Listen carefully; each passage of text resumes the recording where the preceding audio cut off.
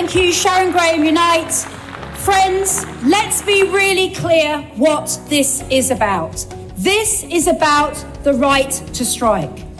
This government wants to stop workers putting a stake in the ground, to stop workers defending their jobs, their pay and their conditions, like we have done for over 100 years. And make no mistake, this legislation puts this government at war with workers.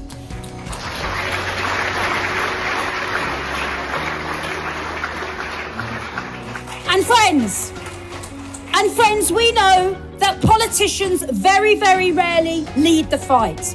It wasn't politicians who gave us the Equal Pay Act.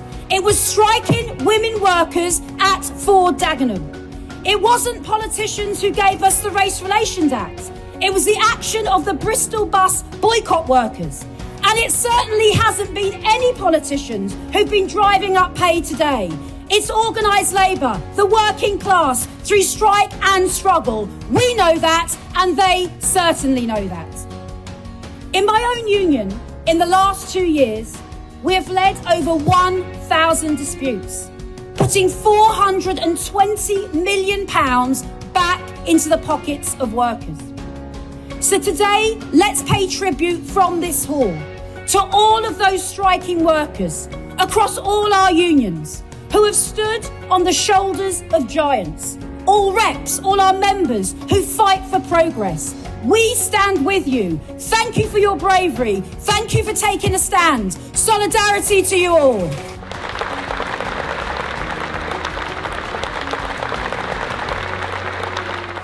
And conference, the easy part of today will be agreeing the statement. That will be the easy part, because the hard part is going to be pushing back these attacks.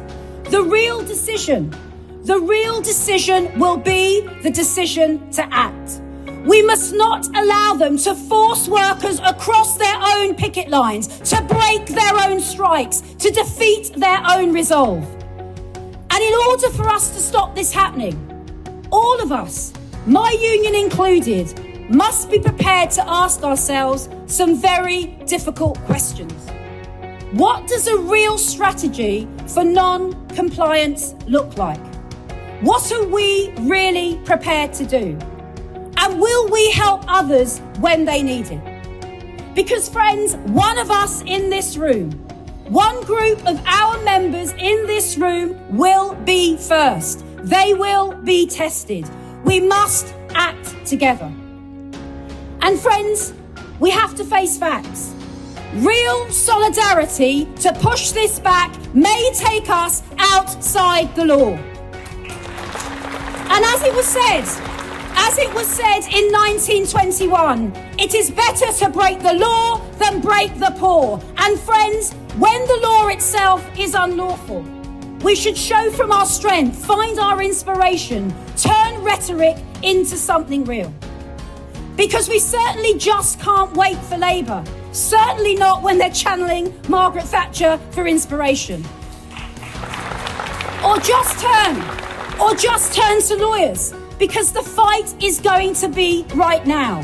It will be what we do that counts, not the judges, not the politicians, what we do as a trade union movement. And to me, that is the crux of where we are. Are we up for this fight? Because if we are, we're going to have to box clever. We're going to have to use our brains and our brawn.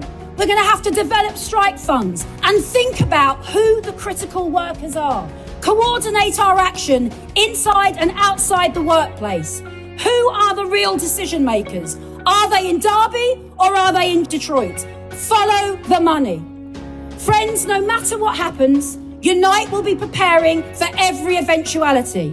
We have already changed our rule book to give us the option to work outside the law if necessary. Whatever this government comes up with, we are going to try and block them.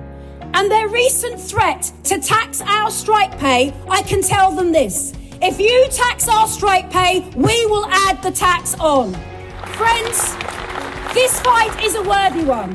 The hand of history is on our shoulders. Dignity does not come by us being on our knees. So let's lift up our heads as well as our banners. Let's face this government down. Let's rise up together and defend workers with everything we have. I'll see you on the picket line. Solidarity.